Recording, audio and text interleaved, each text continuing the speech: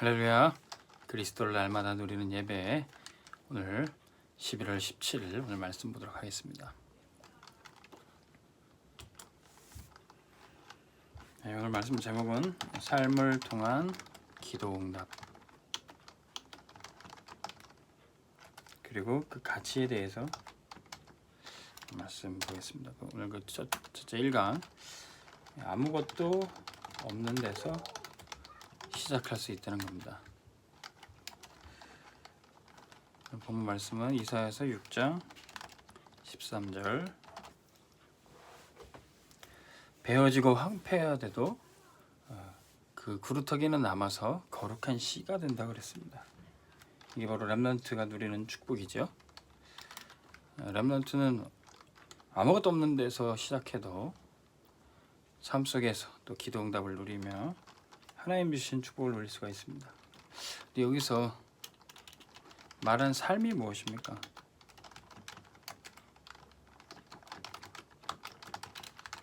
우리가 삶 얘기만 나오면은 많은 사람들이 복음은 아는데 예수는 믿는데 삶이 안 돼서 그렇다. 내가 말씀은 들어도 실천하지 못해서 그렇다. 우리가 많은 분들 포럼을 들어봐도 그래요. 말씀은 맞는데 내가 그 말씀대로 살지 못해서 안타깝고 그래서 응답이 없는 것 같다. 이런 포럼들 많이 됐습니다. 물론 저 역시도 그런 포럼을 했었고 그렇게 많이 말씀을 들으면 오히려 힘이 나지 않고 오히려 눌리는 경우도 많이 있어요.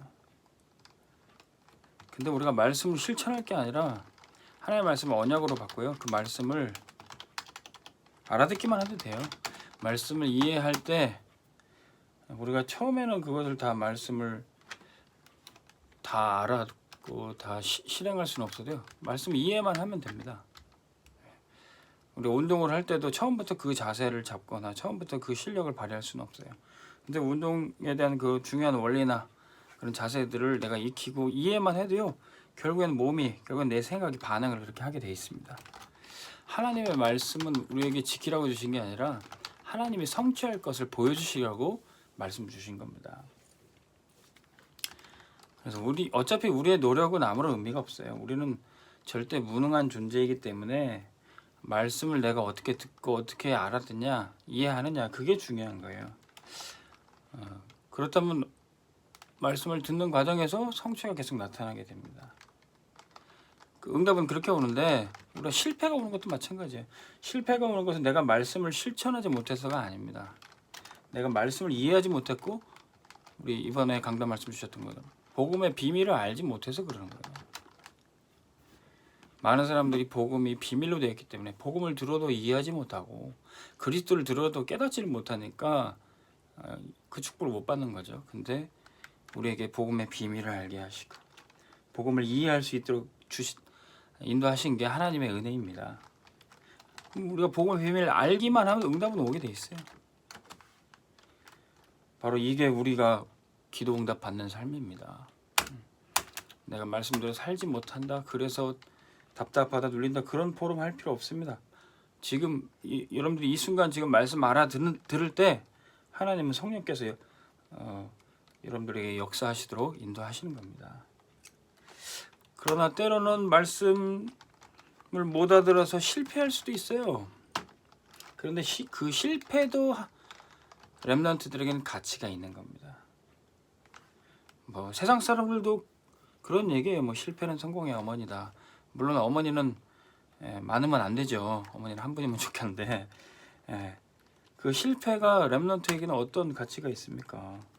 이스라엘 백성들이 노예가 됐어요. 근데 그 노예도 어떻게 해서 그렇게 망하게 되는가? 어떻게 그렇게 실패하게 됐는가?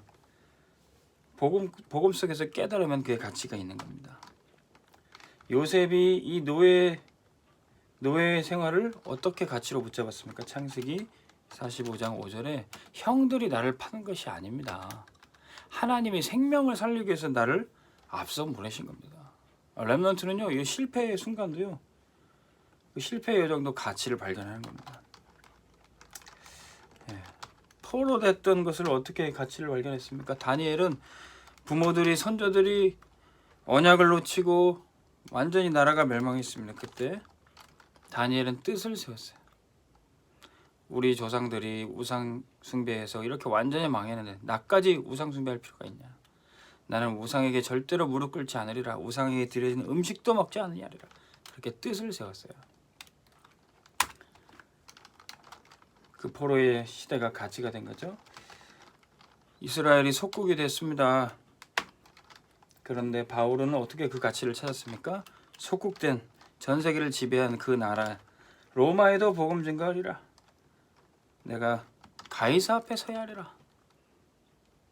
그 속국의 운명 상태를 그 속에서 실패의 가치를 찾아낸 겁니다. 자, 우리 람면트도 지금 어떤 현장에 있습니까? 때로는 실패하고 우리가 낙담해 있던 그 순간에도 하나님 왜 나한테 이런 실패를 맛보게 하셨을까? 왜 나를 이렇게 주저앉게 하셨을까? 이 속에 하나님의 계획을 발견하기를 주의 이름으로 축원합니다. 그러면 우리 렘넌트들은 이때부터 아무것도 없는 곳에서도 시작할 수 있어요. 요셉도 그랬고 다니엘도 그랬고 아무것도 없었습니다. 뭐 부모 배경 없었어요. 든든한 배경 없었습니다. 아무것도 없는데 언약 붙잡고 시작한 거예요.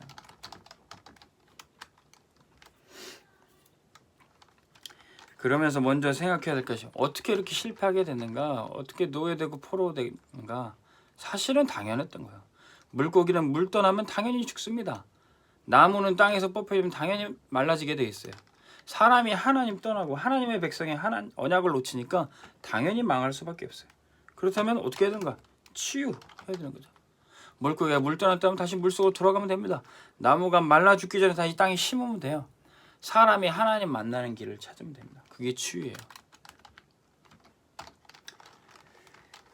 자, 어떤 치유를 우리가 시작해야 됩니까? 아무것도 없는 상태에서도 이 치유 시작해야 돼요. 첫 번째, 환경 치유.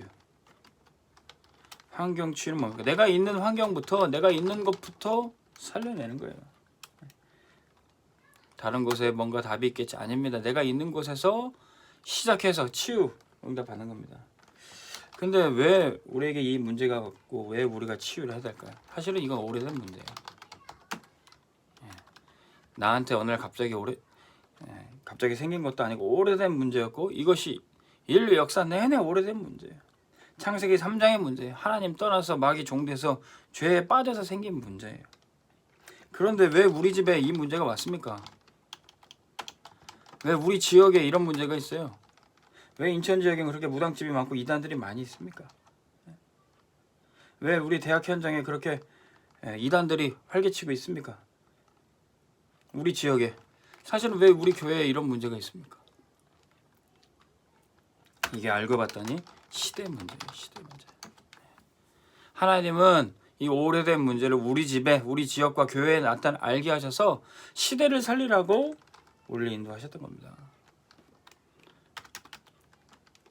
저는 이 인천 지역과 또 우리 섬기는 교회를 통해서 또 우리 파라 현장에서 사역하면서 하나님이 우리에게 이 문제를 보게 하신 이유가 있다.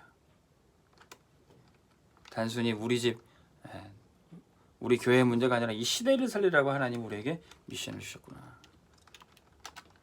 우리가 이것을 조금만 발견하면 구체적으로 사람을 치유할 수 있게 됩니다. 시대 문제를 보면서 기도하고 있더니 하나님이 만남의 축복을 열어주세요. 우리 지역에 치유가 필요한 사람들, 내 대학 현장에, 전도의 현장에 치유가 필요한 사람들에게 하나님이 우리를 보내시는 거예요. 또 그들을 우리에게 이끌어 주십니다.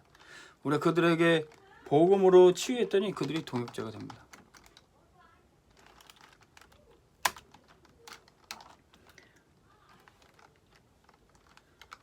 자, 그런데 때로는 내가 이렇게 사람들을 살리는데도 내가 하는 것을 못마땅해 하는 사람도 있어요. 핍박자들이 있습니다. 사람들이 살아나고 그러는데도 이 사람들이 굉장히 사실은 영적 문제가 심각한 사람들이죠. 사실은 이 사람들이 나도 치유해달라는 얘기예요. 결국 핍박자 중에서 사실은 제자가 있어요. 바울이 교회를 핍박했던 바울이 결국에는 시대적인 제자가 됐던 거죠. 알고 봤더니 하나님께서는 이 사람에게 중요한 사명을 맡기셨던 겁니다. 우리 주변에 보면 충성된 자들이 또 많이 있습니다. 디모데후서 2장 1절에서 2절에 충성된 사람들에게 부탁하라 그랬어요. 그가 또 다른 사람을 살리리라 그랬습니다. 보통 열심히 하고 충성된 사람들은 누굽니까? 이 사람들은 굉장히 영적으로 갈급한 자들이에요.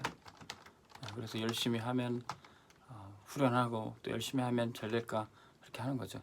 이들에게 복음으로 답을 주는 겁니다. 하나님이 우리 전도 현장과 대학 현장에 이런 만남의 축복을 주실 겁니다. 그러면 마침내 우리가 이런 사람들 한 사람 한 사람 치유하다가 시대를 치유하게 되는 거예요.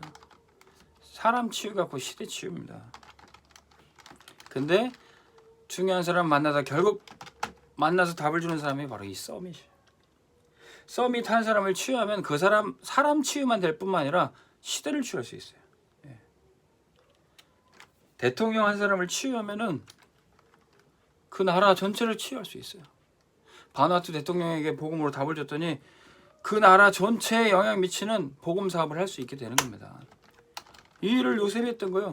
바로 왕의 꿈에 답을 줬다는 것은 바로 왕이 그런 꿈을 꿀 정도로 영적 문제가 심각했다는 거예요. 그 바로에게 답을 줬더니 애굽 전체를 살리게 되는 겁니다. 다니엘은 왕 한두 명이 아니라 바벨론 왕과 페르시아 왕, 느부갓네살, 벨사살, 고레스, 다리오 왕 여러 왕에게 답을 주고 치유했던 겁니다. 바울은 가이사 앞에 서서 복음을 전하게 되는 거죠. 자, 서밋에게 답을 줄 때 시대 치유가 일어나게 됩니다. 우리 렘넌트들은 여러분들이 들어가는 곳에 서밋에게 답을 주는 그런 전도자 되기를 주의 이름으로 축원합니다. 지금 당장 아무것도 없어도 돼요. 지금 설마 실패했어도 괜찮아요. 지금 말씀 어떻게 흘러가는지 말씀만 이해하면 돼요. 바로 실천하지 못해도 돼요. 복음의 비밀만 알고 있으면 반드시 말씀은 성취되고 응답은 오게 되어 있습니다. 결론의 말씀. 그렇기 때문에 여러분들 지금 있는 자리부터 복음부터 회복해야 돼요. 네. 여러분들이 그렇게 오래 들었던 그렇게 잘한다고 생각했던 그 복음이 사실은 전부가 답이에요. 말씀 이해하고 복음 회복하면 됩니다. 그러면 오늘 이사야 6장 14절에 뭐라고 말했습니까? 베어지고 황폐화됐다는 거예요. 완전히 망했다는 겁니다. 완전히 실패했어요. 근데 그 다음에 어떻게 해야 됩니까? 물어봤는데 더 망할 것이다 그랬어요. 더 망한다. 베어지고 황폐화됐지만 더 황폐하게 된다. 이게 어떻게 복음이 됩니까? 망했다. 그러면 살 길이 있다. 이렇게 얘기가 나와야 되는데 망했다. 그런데 더 망한다. 이게 어떻게 복음이 되냐 말이에요. 더 망하지만 그래도 괜찮다는 거예요. 그래도 괜찮다는 거예요. 이게 복음입니다. 망했다. 이제는 또 더 망할까? 염려할 필요 없잖아요. 더 망했다. 근데 그래도 괜찮다. 망했다가 뭡니까? 절대 불가능. 나는 아무것도 할 수가 없어요. 내가 노력하고 내가 실천해서 되는 게 아니에요. 그러면 어떻게 됩니까? 더 망한다. 이런 말이라도 하나님 말씀을 우리가 이해하고 듣는 겁니다. 더 망한다. 이게 답답하고 짜증나는 말이 아니라 이게 절대 언약이에요. 이때부터 하나님 말씀이 들리고 이해가 되는 거예요. 그게 복음의 회복입니다. 이 절대 언약이 탁 붙잡혀요. 더 망한다. 그런데 그래도 괜찮다. 절대 가능. 렘넌트는 망해도 괜찮다. 쓰러져도 괜찮다. 왜? 그리스도가 뿌리 내리고 있기 때문에. 언약이 거룩한 씨로 있기 때문에.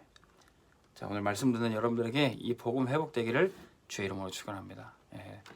오늘부터 이제 경인대학 전도학교 우리 제렘사 제대한 렘넌트 사역자들을 통해서 제가 이 말씀 또 전파하게 되는데, 우리 제대한 렘넌트들 하나님이 이제 중요하게 쓰실 겁니다. 우리 경인대학 전도학교 안에 군선교 사역에 여러분들이 거룩한 씨가 될 겁니다. 혹시 군 제대 이후에 또 지금 삶에 혹시 어려움과 실패 가운데 있습니까? 복음 회복하기를 주 이름으로 축원합니다. 기도하겠습니다. 하나님 아버지, 우리에게 완전한 복음을 주셔서 감사합니다. 우리의 노력과 실천이 아닌 그리스도가 이미 다 이루신 복음 붙잡고 망하고 실패하는 그 자리에도 가치를 발견하고 승리하는 우리 렘넌트들 되게 하여 주옵소서. 하나님, 절대 언약을 붙잡습니다. 그리스도가 다 이루신 복음 속에서 하나님, 내가 있는 것부터 살리고 환경 치유하게 하여 주옵소서. 내가 있는 곳에서 만나는 사람에게 그리스도로 답을 주게 하여 주옵소서. 혹시 내가 있는 공동체 교수님이나 또 사장님이나 중요한 서밋들에게 복음으로 답을 줄 때 그 지역과 그 시대 전체를 살릴 수 있도록 인도하여 주옵소서. 감사드리며 예수 그리스도의 이름으로 기도합나이다. 아멘. 오늘 하루도 승리하시기 바랍니다.